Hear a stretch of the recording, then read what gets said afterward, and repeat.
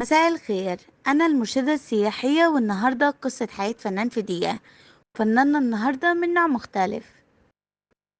فناننا النهاردة الفنان الجميل والكبير أحمد علام، الله يرحمه.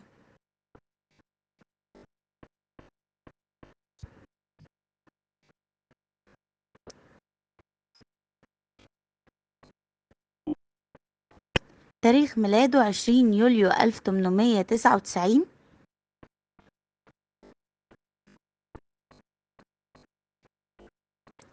تاريخ وفاته 2 سبتمبر 1962.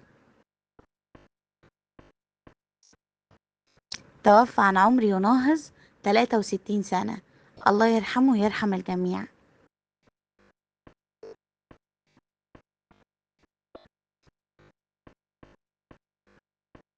ولد في قليوب لأب يعمل عمدة. بدأ حياته موظف في وزارة الحقانية، اللي هي وزارة العدل حاليا.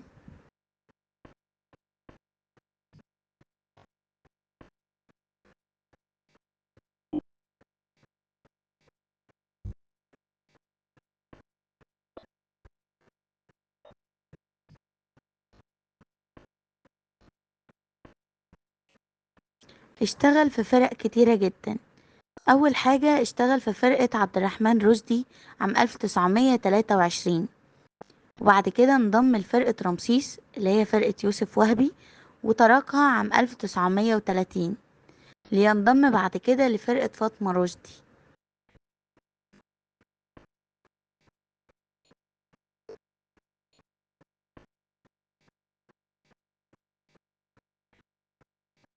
اسمه بالكامل أحمد محمد مصطفى علام.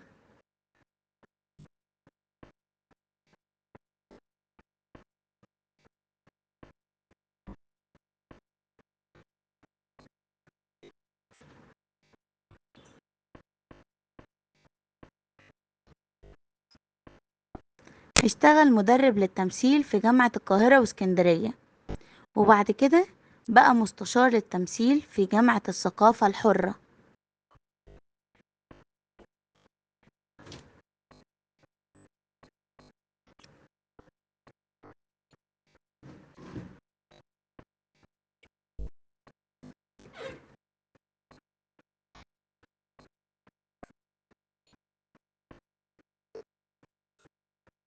عاد إلى تكوين الاتحاد الممثلين اللي استمر أكتر من 6 شهور، وبعد كده انضم للفرقة القومية اللي اتكونت وظل بها إلى أن صارت فرقة المسرح القومي بعد وفاته.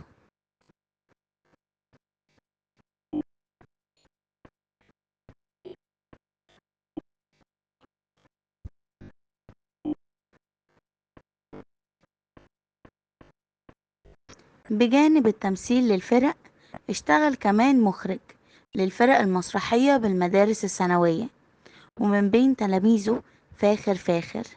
وفي عام 1927 أصدر مجلة فنية، ولكنه لم يستمر طويلا في إصدارها.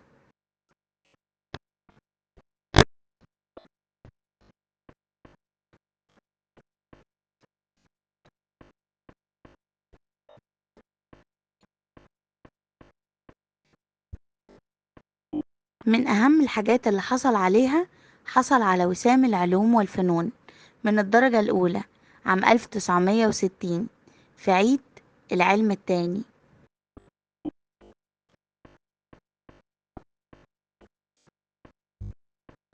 جسد شخصية السيد المسيح في الفيلم المصري حياة آلام السيد المسيح بموافقة الأزهر الشريف.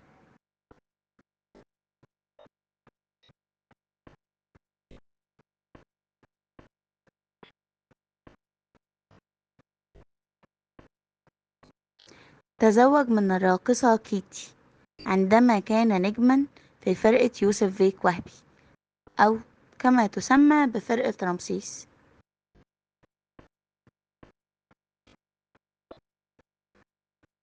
قدم 49 عمل فني، ومنهم رحلة عمر، بسطويسي مسافر ليه، بنت النيل، الغندورة، حياة آلام السيد المسيح، وداد،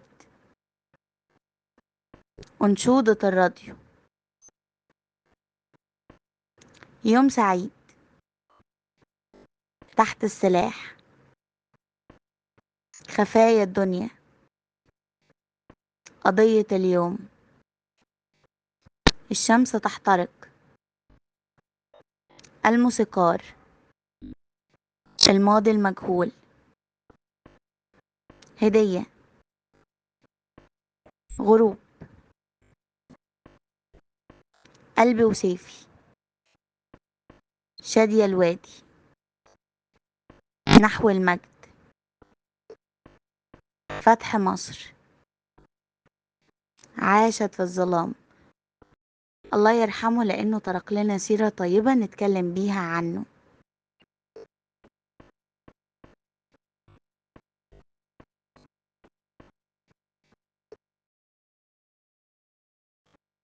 ولأن قصة حياة الفنان لا يمكن تكون في دقيقة، وعشان كده استنونا في قصص حياة الفنانين اللي جاية. يا ترى هنتكلم عن مين؟ سلام عليكم.